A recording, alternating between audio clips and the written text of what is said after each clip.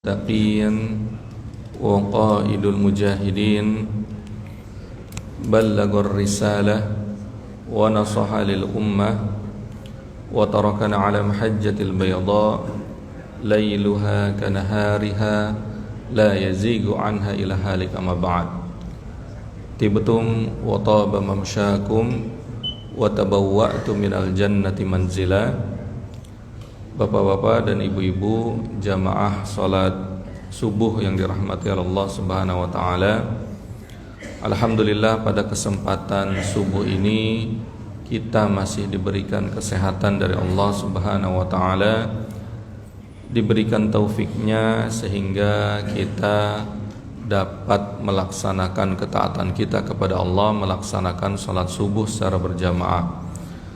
Salawat serta salam kita curahkan kepada baginda besar Nabi Muhammad sallallahu alaihi wasallam, yang mana beliaulah yang telah berjuang dengan para sahabat membawa risalah Islam ini sehingga kita pada saat ini dapat menikmati indahnya risalah Islam itu sendiri.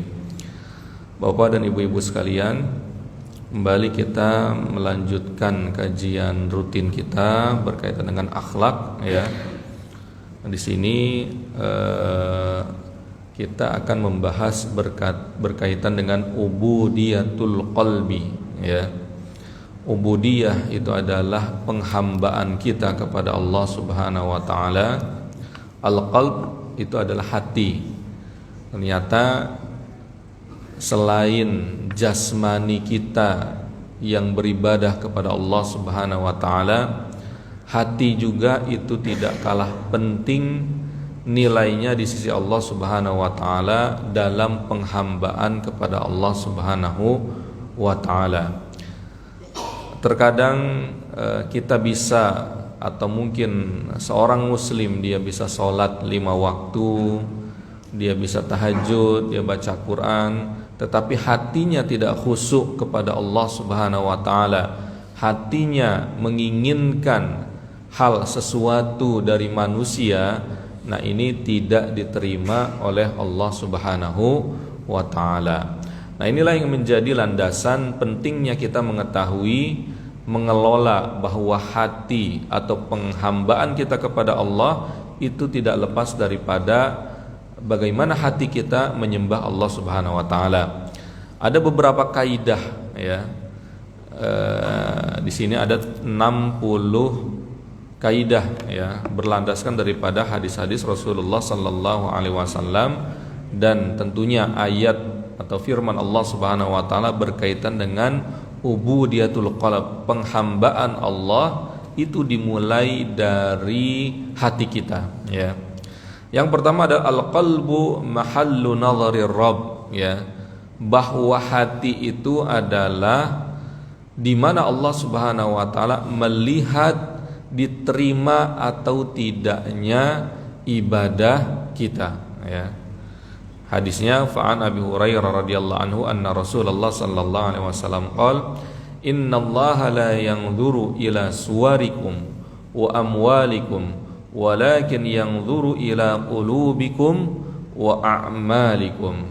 Dari Abu Hurairah, Rasulullah sallallahu alaihi wasallam bersabda, sesungguhnya Allah tidak melihat kepada fisik kita, tidak juga melihat yang paling banyak hartanya di antara kita. Oh, si fulan hartanya lebih banyak, enggak, ya. Walakin yanzuru ila qulubikum wa a'malikum, tetapi Allah melihat hati kita dan amalan kita. Nah, berlandaskan daripada hadis ini bahwa kebersihan hati kita, kekhusyuan hati kita harus dibarengi dengan amal-amal ibadah, ya. Makanya dalam ada thariqah sufiyah di Mesir, ya, dia mengkategorikan istihadnya, ini sifatnya istihad, ya, dalam mendekatkan diri kepada Allah, tazkiyatun nafs, ya, dimulai dengan al-fahmu, ya, memahami, ya, memahami apa? Memahami agama ini, memahami urgensi daripada hati ini tidak dirasuki oleh virus-virus al-wahan misalnya, virus apa lagi? Virus apalagi banyak ya, virus-virus hati misalnya. Wahan itu adalah cinta dunia, takut mati. Virus nifak misalnya yang kedua, virus kemunafikan ya, dan virus-virus yang lainnya ya. Jadi di sini kita memahami bahwa urgensi hati tersebut, lalu disitulah kita diarahkan untuk ikhlas beribadah kepada Allah. Yang kedua ya, apa maksud ikhlas kepada Allah? Mengelola hati untuk selalu ikhlas kepada Allah Subhanahu wa taala. Lalu yang ketiga adalah al-amal. Apa tadi? Amal itu beribadah kepada Allah. Ini sesuai dengan apa yang disampaikan oleh Rasulullah sallallahu alaihi wasallam, walakin yanzuru ila qulubikum wa a'malikum, akan tetapi Allah Subhanahu wa taala melihat hati dan amal ibadah kita. Walakin al-i'tibar bima fil qalbi minas sidqi wal yaqin wal ikhlas ya. Bagaimana kita, kejujuran kita kepada Allah Subhanahu wa taala, keyakinan kita kepada Allah Subhanahu wa taala, ikhlasnya kita kepada Allah Subhanahu wa taala, itulah yang dilihat oleh Allah. Makanya contoh kasusnya adalah ketika seorang hamba berniat untuk melakukan kebaikan tertentu, bagi Allah itu sudah menjadi pahala kebaikan. Bapak berniat saya akan umroh tahun depan, tapi qadar Allah tahun depan ada halangan ya, mungkin ada bencana, mungkin ada sakit. Saksikanlah ketika itu adalah sifatnya amal kebaikan, sudah diniatkan di dalam hati, sudah dicatat sebagai ibadah umroh ya.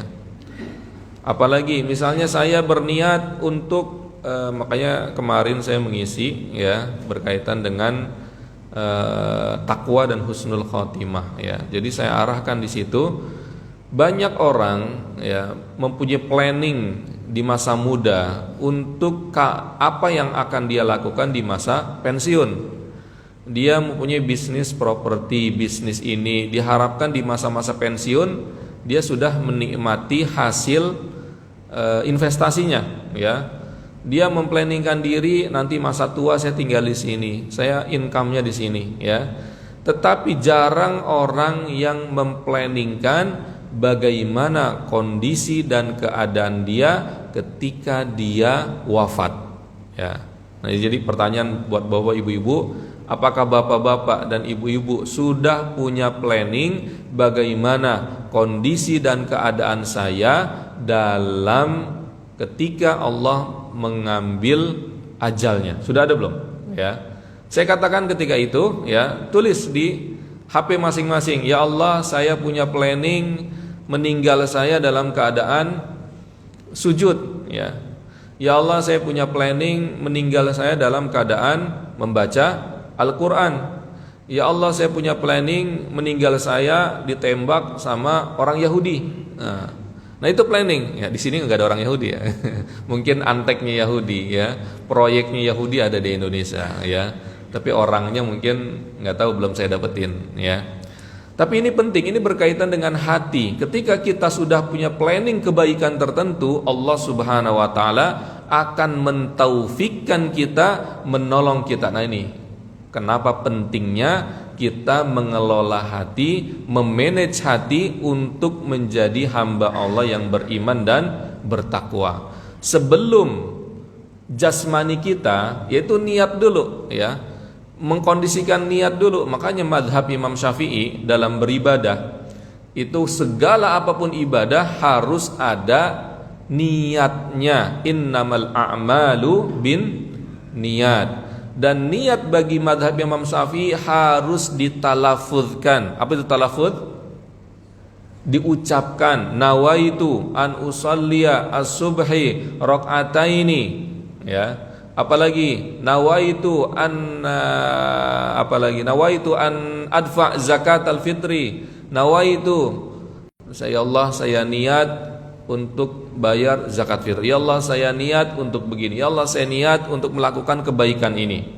Itu dilafadzkan ya dalam bahasa Arab. Berarti boleh kalau misalnya amalan-amalan ibadah yang sifatnya bukan mahdhah, kita pakai bahasa Indonesia. Ya Allah, saya niat pagi-pagi bersih-bersih di masjid, lingkungan masjid, agar orang bisa nyaman beribadah dan pahalanya cipratan kepada saya lillahi ta'ala. Nah, ini penting. Ternyata mazhab Imam Syafi'i sangat luar biasa juga dalam hal ini ya. Walaupun mazhab yang lain pun tidak ditalafutkan, tetapi harus dengan niat. Karena kenapa? Hati itu memang yang dominan. Bahkan hadis arba'in dimulai dengan apa? Dengan niat. Innamal a'malu bin niat. Nah, ini pentingnya bahwa al-qalbu mahalli nadhir Rabb, bahwa hati itu tempat Allah melihat hati kita. Bahkan dalam madhab Imam Malik, kalau madhab mayoritas jumhur ulama seperti madhab Imam Syafi'i, Imam Hanafi, Imam Hambali ya, kalau menikah itu harus sekufu. Apa itu sekufu? Satu level ya. Maksudnya gimana? Kalau suaminya S1, istrinya S1. Kalau suaminya S2, istrinya S2 ya. Ya, jadi suaminya minimal sama atau di atasnya. Nah, ini mazhab hukum pendapat ya para ulama ya. Jumhur lagi mayoritas saya katakan.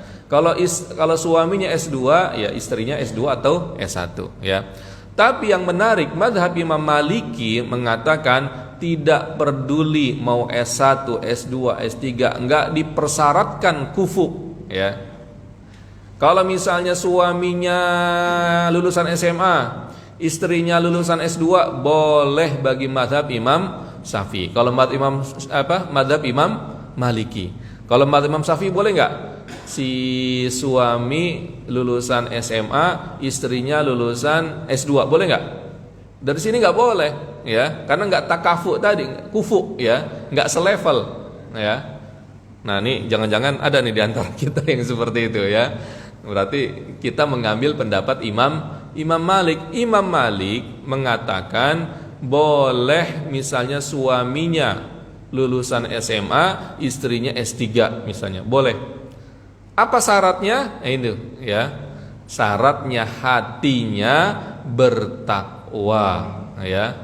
Inna akramakum indallahi atqakum. Sesungguhnya yang paling mulia di antara engkau adalah yang bertakwa. Nah, ini konsekuensinya kepada apa? Kepada lini-lini ibadah yang kita lakukan, baik dari segi fikih, dari segi sosial, bahwa hati menjadi dominan ya. Penentu Allah Subhanahu wa taala melihat si hamba itu mulia atau tidak mulia. Yang kedua, ilmul qulub huwa ilmul matlub. Nah, ini ya. Bahwa untuk mengetahui hal-hal yang sifatnya hati itu adalah ilmul matlub. Makanya dikatakan oleh Ibnu Mas'ud, "Laisal ilmu bi kathratir riwayah, walakinnal ilma al khasyah." Ilmu itu bukanlah dengan kita memperbanyak riwayat, maksudnya ini hafalannya banyak ya. Ini kata Ibnu Mas'ud ya. Tetapi walakinnal ilma al khasyah, tetapi ilmu itu adalah rasa takut. Apa itu rasa takut? Rasa takut kepada Allah Subhanahu wa taala. Oleh karena itu tidak ada keilmuan yang dimaksudkan oleh Ibnu Mas'ud kecuali harus lebih mendekatkan diri kita kepada Allah Subhanahu wa taala. Ada ilmu enggak yang malah bikin kita jauh dari Allah? Ada enggak? Kita belajar tapi malah jauh dari Allah. Ada enggak ilmu kayak gitu? Ada ya. Contohnya ilmu manipulasi pajak. Misalnya ya. Jadi siapa yang Robicon tuh siapa? Lupa saya. Alur ya. Ilmu manipulasi hukum ya. Ilmu manipulasi begini ya. Semuanya dimanipulasi ya. Nah, ini ilmu yang menjauhkan diri kita kepada Allah. Nah, ini yang dimasukkan oleh Ibnu Mas'ud, bahwa ilmu harus yang mendekatkan kita kepada Allah. Kalau ilmu tersebut tidak ada efeknya dalam ikatan atau kedekatan kita kepada Allah, itu bukan ilmu, ya. Makanya para ulama yang mengatakan al ilmu qabla al amal, atau ilmu sebelum kita beribadah, beramal untuk ketaatan kepada Allah Subhanahu wa taala. Jadi kalau ada ilmu yang remeh-temeh, ya, safasiful umur namanya, hal-hal yang debat misalnya, diskusi, tapi tidak menyebabkan mendekatkan diri kepada Allah Subhanahu wa taala, itu ditinggalkan biasanya. Misalnya debat di mana Allah, orang-orang liberal, ya. Misalnya debat, ya, hal-hal yang remeh-temeh, ya, yang tidak menyebabkan dari diskusi, debat atau keilmuan tersebut mendekatkan diri kepada Allah Subhanahu wa taala, ya. Jadi kadang di beberapa kampus debat-debatnya hal-hal yang remeh-temeh, ya, yang ingin menandakan bahwa dia seorang yang akademik, ya. Padahal ilmu bagi Ibnu Mas'ud, bagi para sahabat, laisal ilmu bikathratir riwayah walakinal ilma al khasyah. Ilmu itu adalah yang menyebabkan kita semakin takut dekat kepada Allah. Nah, ini pelajaran buat kita. Kalau kita ingin belajar sesuatu, bapak-bapak, ibu-ibu atau anak-anak kita, ya. Jadi barometernya apa? Dengan keilmuan ini, misalnya anak kita ingin kuliah, kamu bisa lebih dekat kepada Allah atau jangan-jangan lebih jauh lagi daripada Allah Subhanahu wa taala. Ini barometernya ini, ya. Dengan keilmuan ini kamu akan lebih dekat sholatnya, lebih rajin baca Qur'annya atau tidak, ya. Silakan anak kita dikuliahkan di kedokteran, silakan dikuliahkan di engineering, silakan di sosial dan lain-lainnya. Tapi harus kita wanti-wanti, keilmuan tersebut harus mendekatkan kita kepada Allah. Nah, ini kaitannya ada nih yang sedang viral hari-hari ini, ya. Sedang viral hari-hari ini, apakah wujud Allah? Nah, ini berkaitan dengan hati juga. Apakah wujud Allah bisa dibuktikan dengan rasio, ya? Maksudnya adalah orang yang agak liberal mengatakan akidah itu enggak rasio, ya. Nah, ini keblinger, ya. Nah, keblinger, ya.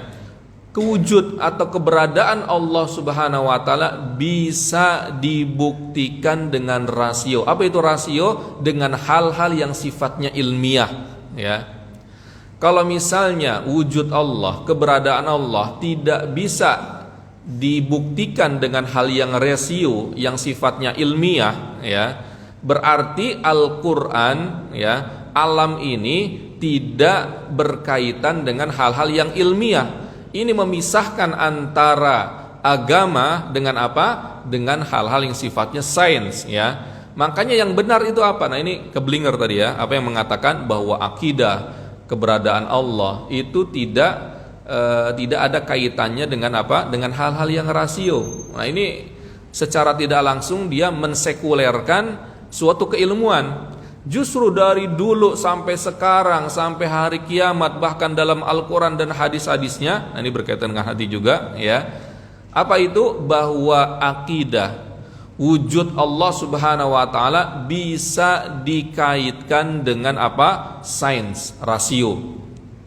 Coba dalam Al-Quran, afala yang duruna ilal ibili kaifa khuliqat wa ilas samai kaifa rufiat. Kamu enggak lihat tuh bagaimana ontak diciptakan, bagaimana langit itu ditegakkan. Nah, dengan kita berpikir, disitulah kita meyakini ada penciptanya, yaitu Allah Subhanahu wa ta'ala. Nah, untuk mempelajari bagaimana langit itu ditegakkan, bagaimana unta diciptakan, itulah sains, ya. Silakan anak-anak kita, ini berkaitan dengan keilmuan tadi. Silakan anak-anak kita belajar di kedokteran, tapi sebelum belajar ditanamkan, hai anakku, saksikanlah sang penyembuh itu Allah. Allah lah yang memiliki tubuh kita, ya. Dengan itu dia meyakini, ya. Makanya ada di Timur Tengah sana yang dia menemukan obat dari virus tertentu yang orang lain belum keilmuan barat belum dapatkan. Akhirnya apa? Dia dibunuh, ya. Karena membahayakan dunia medis sekarang, akan rugi. Ya, intinya gitu, ya. Nah, inilah menjadi barometer segala keilmuan apapun, bahkan sains, ya, mau geografi dan lain-lainnya harus dikaitkan dengan apa? Dengan teologi, ketauhidan, akidah kepada Allah Subhanahu wa taala, bahwa semakin kita berilmu, semakin kita takut dan dekat kepada Allah Subhanahu wa taala. Innama yakhsyallaha min ibadihil ulama. Yang paling takut kepada Allah itu adalah ulama. Maksudnya ulama ini bukan hanya saja ahli tafsir, bukan hanya saja ahli fikih, tapi juga ahli kedokteran, ahli geografi, ahli sosial, tetapi syaratnya adalah dikaitkan dengan penciptaan kekuasaan Allah Subhanahu wa taala. Ini sangat dalam, ya, perkataan daripada Ibnu Mas'ud, laisal ilmu bi kathratir riwayah walakinnal ilma al khasyah. Ini, ya. Jadi Bapak-bapak, ibu-ibu sekalian, kalau kita ingin belajar, niatkan, ya Allah, mudah-mudahan dengan keilmuan ini saya lebih dekat lagi, lebih takut lagi kepada Engkau. Begitu juga anak-anak kita harus kita tanamkan. Jangan sampai anak-anak kita belajar, niat kita apa? Agar dia menjadi orang sukses di mana? Di dunia. Tapi tidak sukses di akhirat. Nah, ini bahaya, ya. Dia disekolahkan di kedokteran, dia disekolahkan ke luar negeri supaya dia sukses di kemudian hari, gajinya setiap bulan 50 juta misalnya, itu apa? Harapan kita bersama. Tapi kita tidak memikirkan terkait dengan akhirat dia. Rata-rata zaman sekarang seperti itu. Oh, anak saya sukses, alhamdulillah, bagus, dia bersyukur, ya. Tapi lihat akhiratnya bagaimana.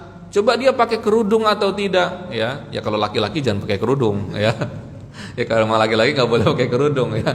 Yang perempuan maksudnya. Coba dia pakai kerudung atau tidak. Coba yang laki-laki dia ke masjid atau tidak, ya. Jadi ilmu agama dan akhirat itu tidak bisa dipisahkan, ya. Nah, ini yang kedua. Bahkan Imam Ahmad radhiyallahu anhu, qala al-Imam Ahmad rahimallahu man nas'alu ba'da, qala Abdul Wahhab al-Warraq, qila law innahu laysa lahu ittisa' fil ilmi, qala innahu rajulun salihun mithluhu yuwafiqu li isabatil haq, wa su'ila rahima an ma'rufil qurhi faqala kana ma'ahu aslul ilmi. Nah, ini jadi Imam Ahmad bin Hanbal ditanya, ya. Nah, ini kalau kita belajar ke siapa aja? Coba ke Abdul Wahhab al-Warraq, ya. Dia punya ilmu wawasannya bagus, ya. Lalu tanya lagi, innahu rajulun salim mithlu wa su'ila an ma'rufil qurhi. Imam Ahmad ditanya tentang seseorang namanya Ma'ruf al-Qurhi. Lalu apa kata Imam Ahmad? Kana ma'ahu aslul ilmi. Dia mempunyai hakikat daripada keilmuan. Apa itu? Khasyatullah, takut kepada Allah, ya. Jadi pernah saya ketika di Mesir, ya, para syekh atau para guru di Mesir menekankan kalau ilmu debat, diskusi malah menjauhkan kita kepada Allah, malah menjadikan hati kita keras, ya, tinggalkan, ya. Ada ilmu yang kayak gini, ya. Tapi kalau ilmu tersebut menjadikan efek yang menjadikan kita dekat kepada Allah, lanjutkan. Jadi tidak semua ilmu kita ambil. Hanya ilmu apa? Ilmu yang dengan ilmu tersebut mendekatkan kita kepada Allah. Tadi sudah saya gambarkan, bukan ilmu tafsir fikih saja, tetapi ilmu geografi, ilmu kedokteran, ilmu apapun, ya. Gitu, ya. Yang ketiga, idza salahat al-qulub salahat al-jawarih, ya. Kalau hati itu baik, maka badan jasmani pun akan menjadi baik, ya. Apa kata Rasulullah? Ala wa inna fil jasadi mudghah idza salahat salahal jasadu kullu wa idza fasadat fasadal jasadu kullu ala wa hiya al qalbu, ya. Jadi ini penting ya, bahwa ketika hati kita menjadi baik, akhlak pun akan menjadi baik. Kenapa Allah Subhanahu wa taala mengatakan kepada Rasulullah, wa innaka la'ala khuluqin azim. Hai Muhammad, kamu itu akhlaknya azim, purna, paling tinggi, ya. Ya karena apa? Akhlak itu adalah gambaran daripada hati itu. Berarti hati Rasulullah terbuat dari apa? Ya sama, terbuat dari apa, sama kayak kita hatinya. Hanya saja kualitasnya begitu luar biasa, ya. Kalau kita ingin mengetahui hati kita, ya hati orang lain, coba lihat dari akhlaknya, ya. Kalau akhlaknya bagus, hatinya berarti seperti itu. Makanya ada Rasulullah itu salah satu sifat, ya, yang menggambarkan layyinul qalb, lembutnya hati, itu dinamakan ar-rifqu, ya. Rifqu itu lemah lembut, ya. Lemah lembut itu simple orangnya, enggak mau ribet, ya. Sabar, ya. Bayangkan Rasulullah sallallahu alaihi wasallam begitu sabarnya, luar biasa. Suatu ketika setelah peperang tertentu, ya, perang Hunain, ya, dalam perang Hunain itu, lalu kan kabur tuh pasukan musuh ke Taif, ya. Nah, di Taif itu Rasulullah bagi-bagi rampasan perang, ya. Lalu ada orang yang baru masuk Islam, orang Arab kampung, Badui, ya, tapi dia Muslim, tapi belum tahu adab lah, ya. Orang kita pun, orang Indonesia pun, kalau orang Badui, orang kampung terkadang nggak tahu jarang yang sopan gitu, ya. Jadi bayangkan apa yang dia lakukan dia kepada Rasulullah. Dijambaklah Rasulullah ininya bajunya, ya, kerahnya. Nah, ketika itu Rasulullah pakai baju dingin, ya. Ditarik sama dia orang Badui tersebut, ya Muhammad, a'ti min malillahi alladzi indak. Hai Muhammad, kasihlah kepada saya harta Allah yang ada sama kamu. Maksudnya tadi itu ghanimah yang lagi apa tadi dibagi-bagi, ya. Tapi udah terakhir, dia mungkin terlambat datangnya, ya. Nah, bagusnya Umar bin Khattab nggak ada di situ gitu. Kalau ada, tangannya gitu ya, tangannya, ya. Ini analogi saya aja, ya. Tapi nggak ada, ya. Makanya diriwayatkan oleh siapa? Ibnu Abbas, ya. Ini analisa saya, ya. Kalau ada Umar bin Khattab tadi kan disebutkan dalam hadis tersebut, ya. Tapi Ibnu Abbas, ya, yang ada Ibnu Abbas kan berarti kan masih sahabat junior ketika itu, ya, sahabat junior. Kata Ibnu Abbas, dari tarikan orang Arab Badui tadi ke baju, berarti kan tariknya ke depan, ya. Ini siapa? Rasulullah, ya. Kalau zaman sekarang mungkin presiden, kiai, buya, ya. Bayangkan Pak siapa di sini, ya. Anggaplah Pak Maman, ya, narik bajunya Pak Jokowi misalnya, diapain tuh sama pas pampresnya? Dikasih duit. Nah, itu gambaran, ya. Nah, Ibnu Abbas nggak bisa ngapa-ngapain, tapi beliau mengatakan sampai belakangnya itu ada bekas tarikannya itu. Berarti kan dia lama. Saya nggak bisa bayangin, berarti kan lama, ya kan? Ya. Tapi bayangkan Rasulullah sallallahu alaihi wasallam tidak marah, hanya senyum. Wih, kasih, udah kasih, ya. Kasih dia, ya. Bayangkan kalau siapa di sini, Bapak digituin, ya. Apa yang Bapak lakukan? Hah? Kalau Pak Adib ngapain? Ente macam-macam ditonjok pakai cincin batu akiknya Pak Adib nanti, ya. Nah, ini gambaran bagaimana tipikal hati Rasulullah sallallahu alaihi wasallam begitu luar biasa. Ya, berarti kan ini benar-benar hatinya sofa, jernih, ya, tidak ada rasa marah sama sekali. Ketika dalam redaksi hadis yang saya baca itu nggak ada tuh rasa. Kalau saya minimal cemberut, minimal kalau saya, ya, berusaha sabar, ada orang narik begini, ya, gitu kan, cemberut minimal. Tapi Rasulullah begitu luar biasa, ini luar biasa. Makanya salli ala nabi, masalli ala Muhammad. Ala wa inna fil jasadi mudghah. Makanya hati kita coba kita perbaiki, ya. Kita haluskan, ya. Kalau bahasa teman-teman sufi riyadhah, teman-teman salafi, bahasanya adalah tazkiyatun nafs, sama saja, ya. Bagaimana kita mengelola hati ini, memperbaiki hati ini, bahwa idza salahat al-qulub salahat al-jawari. Kalau misalnya hati ini baik, niscaya akhlaknya pun akan menjadi baik. Makanya ini konsekuensinya terkadang masuk ke dalam ranah-ranah fikih. Ya. Bagaimana masuk ke dalam ranah fikih? Saya Ustadz, saya tadi korupsi berapa triliun? Nggak banyak-banyak Ustadz, hanya 2 triliun misalnya. Nggak banyak. 2 triliun nggak banyak ya. Buat ngumrohin satu mesin ini bisa nggak? Bisa kayaknya ya. Ustadz nggak banyak-banyak, tapi saya niatnya baik lah Ustadz. Apa niat ente korupsi 2 triliun? Saya niat untuk mengumrohkan yang kajian subuh di Masjid Al-Ikhlas. Oh, niatnya bagus. Nah, lalu apa kaitannya dengan hadis ini ya? Apa kaitannya dengan hadis ini? Bukankah kalau niatnya baik berarti dia baik? Saksikanlah orang seperti ini ngibul ya. Dia korupsi tapi niatnya apa tadi? Mengumrohkan jamaah sholat subuh yang ada di Masjid Al-Ikhlas. Coba dihitung ibu-ibu ada berapa ya? Takut nggak keterdata ya.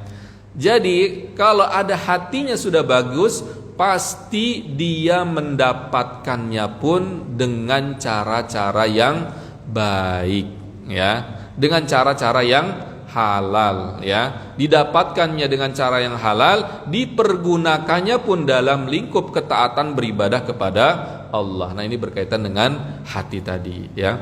Yang keempat, qulubul ibad biyadi rabbil ibad. Bahwa hati-hati kita ini ya, itu ada di tangannya Allah Subhanahu wa taala. Nah, ini kaitannya dengan hidayah ya. Nah, ini berkaitan dengan hati saja. Di sini ada 60 kaidah ya. 60 kaidah. Nah, contoh kecil adalah pamannya daripada Rasulullah sallallahu alaihi wasallam. Jadi Rasulullah ini kan yang menjaga, melindungi Rasulullah dari kezaliman daripada orang-orang kafir sepeninggal daripada kakeknya itu adalah Abu Thalib ya. Kalau bukan karena Abu Thalib itu sudah lama mungkin sudah pengen dibunuh dan lain-lainnya. Karena Abu Thalib mungkin tokoh masyarakat juga ya. Anaknya Pak Camat lah zaman itu. Abdul Muthalib kan yang megang kunci Ka'bah ya. Senior yang menemukan air Zam-Zam. Jadi termasuk tokoh adalah tokoh masyarakat. Nah, Abu Thalib ini tokoh anaknya tokoh masyarakat dan dia pun jadi tokoh masyarakat ya. Makanya untuk ingin membunuh Rasulullah, wah ini anaknya, anggaplah sekarang ini anaknya presiden gitu ya, anaknya camat ya. Nanti aja lah sudah kalau nggak jadi presiden gitu ya. Nah, makanya benar ketika Abu Thalib wafat ya, itu kan Rasulullah tidak ada lagi yang melindungi ya dari manusia ya, dari keluarganya. Ya, kalau Allah tentu dari awal sampai akhir Allah akan melindungi Rasulullah. Tapi yang menarik, Abu Thalib itu tidak atau belum masuk Islam. Padahal dari kecil, remaja, dewasa, setelah Rasulullah menjadi nabi, itu Abu Thalib itu ibarat ayah. Karena kan ayah kandung Rasulullah sudah tidak ada. Sosok ayah itu Rasulullah dapatkan dari Abu Thalib. Makanya Rasulullah ingin sekali Abu Thalib itu masuk Islam. Nah, ini berkaitan dengan kaidah ini. Qulubul ibad biyadi rabbil ibad. Hati manusia itu bukan miliknya kita, tapi miliknya siapa? Allah Subhanahu wa taala ya. Apa kata Allah kepada Rasulullah sallallahu alaihi wasallam? Innaka la tahdi man ahbabta walakinallaha yahdi man yasha. Sesungguhnya engkau Muhammad tidak bisa memberikan hidayat kepada yang engkau sukai, yang engkau inginkan. Walakinallaha yahdi man yasha. Tapi Allah lah yang memberikan hidayat kepada yang Allah kehendaki. Buktinya apa? Ya itu buktinya ya. Rasulullah ingin pamannya dapat hidayah gitu kan. Tetapi dapat hidayah enggak? Para ulama mengatakan, jumhur mengatakan Abu Thalib tidak masuk Islam sampai akhir hayatnya. Nah, ini gambaran ya. Kita ingin baik untuk anak-anak kita, ya, untuk cucu-cucu kita, mungkin keluarga kita, tetangga kita, mungkin di sini ada yang Pak RT untuk warganya, ya. Tapi kita tidak bisa untuk memberikan hidayah dia untuk ke masjid, anak-anak kita, ya. Kita hanya bisa apa? Hanya bisa ikhtiar, ya. Hidayah itu adalah hak prerogatif daripada Allah Subhanahu wa taala. Nah, ini kaitannya dengan hati kita juga, ya. Tadi apa? Hati itu yang megang itu siapa? Allah, ya. Nah, berkaitan dengan hati kita, ya, makanya Rasulullah sallallahu alaihi wasallam menggambarkan hati itu al-qalb. Al-qalb itu apa artinya? Bulak-balik. Bapak sekarang bisa khusyuk, tapi habis zuhur belum tentu bisa khusyuk. Habis asar belum tentu bisa khusyuk, ya.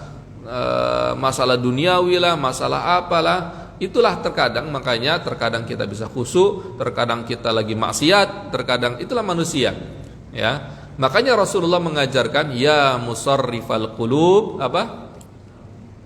Tsabbit qalbi apa? Ala dinik. Ya zat Allah, ya Allah, atau zat yang memutarbalikkan hati ini, sabit, tetapkanlah, teguhkanlah hati ini dalam ketaatan kepada Engkau. Karena kenapa? Ini kaidah yang keempat. Qulubul ibad biyadi rabbil ibad. Bahwa hati kita ini, bahkan kalau tadi saya secara keseluruhan, sekarang secara individu, ya, bahwa hati kita ini yang megang siapa? Allah Subhanahu wa taala. Saya ingin katakan, bisa nggak Bapak sekarang khusyuk dengerin kajian tadi sholat subuh? Bisa nggak? Mungkin nggak besok Bapak sudah nggak muslim lagi? Mungkin nggak? Hah? Ada nggak yang menjamin Bapak besok masih dalam keadaan Islam? Ada nggak yang ngejamin Bapak seminggu lagi masih jadi orang yang sholat subuh gitu? Ada nggak? Nggak ada, ya. Kecuali ya Rasulullah, ya. Kecuali mungkin para sahabat sudah dijamin, ya. Kalau kita nggak ada, itulah yang dinamakan kita harus wanti-wanti. Kita bersyukur betul, alhamdulillah kita sekarang bisa dalam ketaatan kepada Allah. Tapi namanya hati kita, wallahu alam bisawab. Apakah di sini ada yang tahu di mana akan meninggal? Dalam keadaan apa meninggal? Inilah yang menjadi wanti-wanti kita, menjadi kewaspadaan kita bahwa hati itu adalah milik Allah. Ya Allah, tolong jaga hati saya untuk selalu berada dalam ketaatan kepada Engkau. Bahkan ada doa lain yang dibacakan oleh Rasulullah. Allahumma a'ti nufusana taqwaha wa zakkiha wa anta khairu man zakkaha anta waliyuha wa maulaha. Nah, ini kaidah yang keempat. Allahumma a'ti nufusana taqwaha, ya Allah berikanlah nafs jiwa kami ketakwaan kepada Engkau, ya. Wa taqwaha wa zakkiha, dan tazkiyahlah dan bersihkanlah dia. Wa anta khairu man zakkaha, karena Engkau yang lebih baik membersihkannya, ya. Qad aflaha man zakkaha wa qad khaba man dassaha, ya. Anta waliyuha wa maula, karena Engkau adalah Tuhannya hati kami ini semua. Jadi setaat apapun kita, sesoleh apapun kita, jangan merasa aman, ya. Jadi itu ya. Jadi ini kaitannya berkaitan dengan hati kita pribadi secara sosial, lalu kepada hati pribadi, lalu kepada orang lain, ya. Terkadang kalau kepada orang lain, ya Allah lunakkanlah, misalnya ada yang benci kepada kita, ya. Kadang di zaman Rasulullah pun seperti itu. Ada yang benci banget kepada Rasulullah. Dengan izin Allah gampang saja dalam hitungan detik, menit, tahu-tahu dia cinta mati kepada Rasulullah, ya. Seorang Umar bin Khattab, ya, mana Muhammad, ya, saya bunuh dia, ya. Dia pergi ke rumahnya siapa? Adiknya, ya. Adiknya, terus ada iparnya. Makanya adik iparnya yang laki-laki itu adalah salah satu yang dijamin masuk surga, ya. Yang ketika dia baca surat apa? Toha ma anzalna 'alaikal qur'ana litashqa dan selanjutnya, ya. Jadi di situ dia berpikir. Nah, ini berkaitan dengan hati tadi, ya. Allah yang membolak-balikan hati, ya.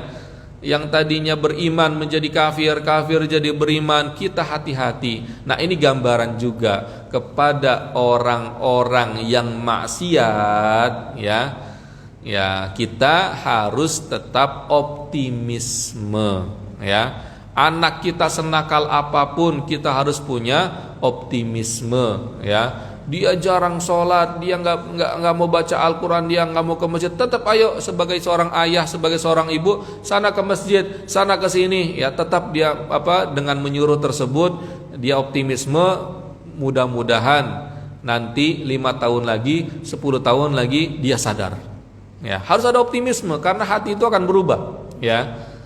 Misalnya tetangga lah, apapun, preman gitu kan, ya. Preman, narkoba, narkotika, tetap harus kita ayomi, ya. Kadang anak-anak yang di pinggir jalan yang pakai rambut kerul-kerul tuh, anak pang, ya, harus kita tetap, mereka punya potensi untuk mendapatkan hidayah dari Allah Subhanahu wa taala. Dan kita jangan sekali-kali mengatakan dalam diri kita, saya lebih baik dari dia. Jangan, ya. Bisa jadi di kemudian hari dia jadi orang soleh, ya, tatonya dihapus, ya, tindiknya di mana-mana kan, di hidung, di mulut dicabut sama dia menjadi ahli masjid, ya. Nah, ini berkaitan dengan apa? Qulubul ibad biyadi rabbil ibad. Bahkan kata Amr bin al-As, annahu sami'a Rasulullah sallallahu alaihi wasallam yaqul, inna quluba bani Adam kulluha baina isba'aini min asabi'ir rahman kaqalbin wahidin yusarrifu haitsu yasha.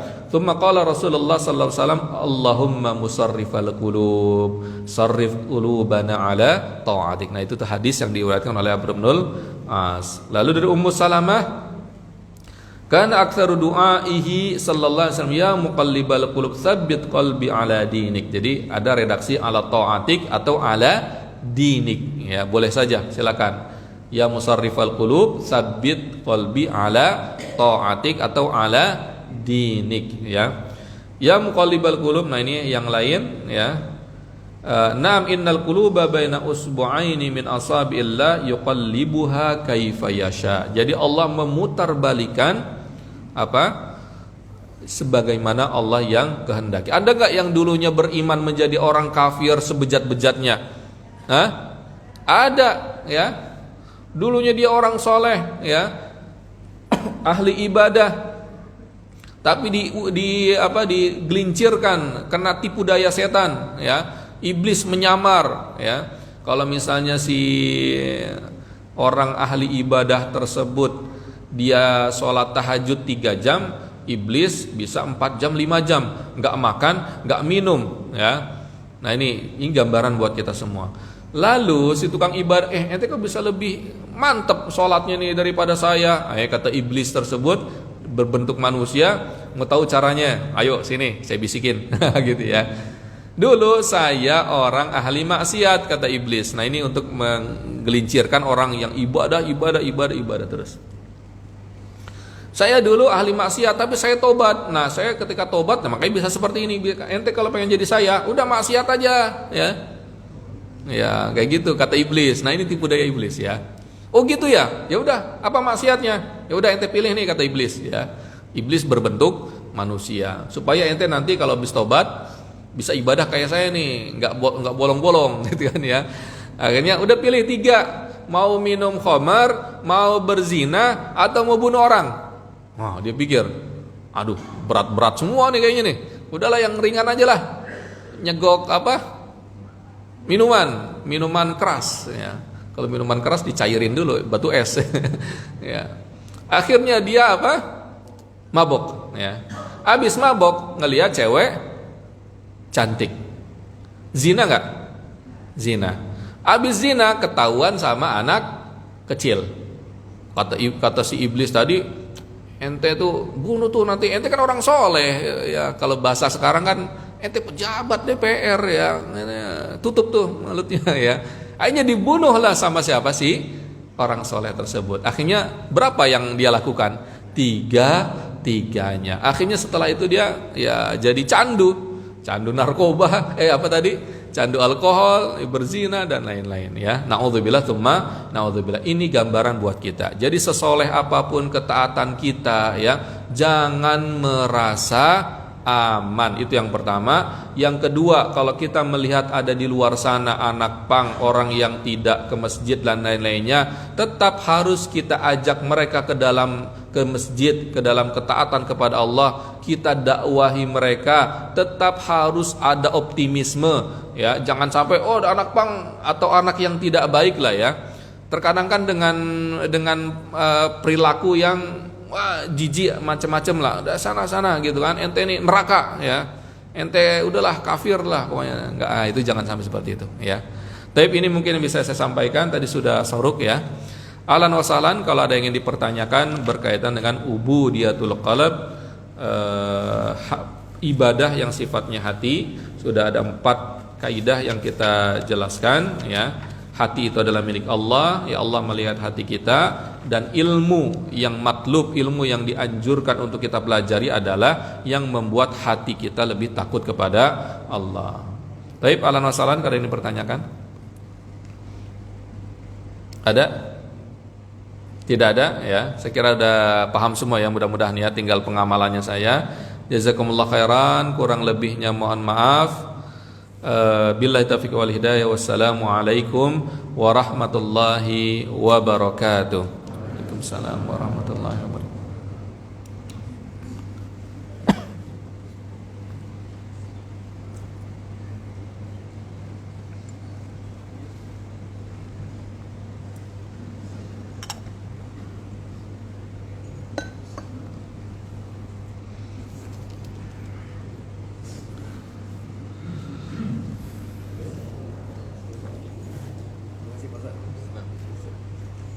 Udah sorok kan? Hah? 5 berapa?